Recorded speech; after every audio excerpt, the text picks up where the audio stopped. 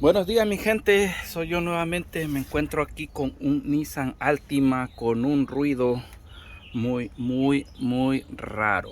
Cada vez que paso un bache se oye como que golpetea algo.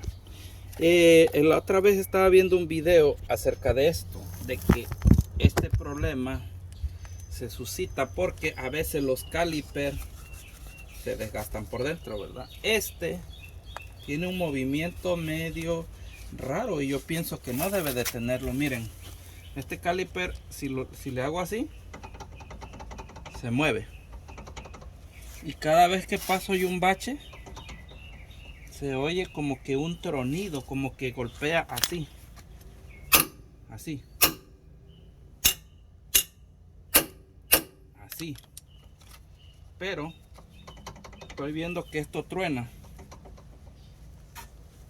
Vamos a hacer un experimento con esta lata. Yo vi un video en YouTube que al orificio de aquí adentro se le pone como calcita para que esto quede firme, porque esto se tiene juego. Mira, pienso que por dentro estará desgastado esta parte de aquí y por eso este caliper se mueve así. Mira, este no debe de tener movimiento alguno, ¿verdad? Pienso yo.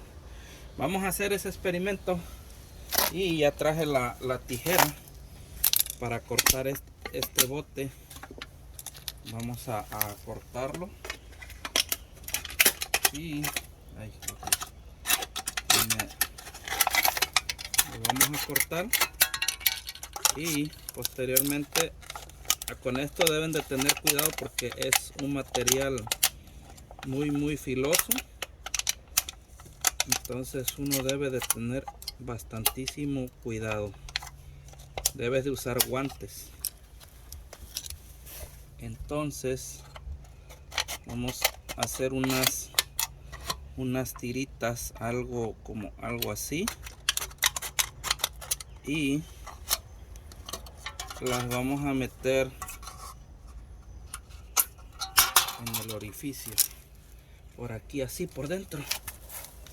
Vamos a meter por aquí para ver que este caliper más o menos por aquí,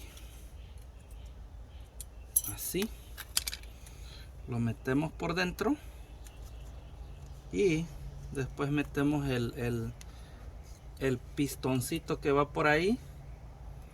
Debe de quedar algo así, pero está un poco grande. Vamos a cortar de nuevo aquí, así.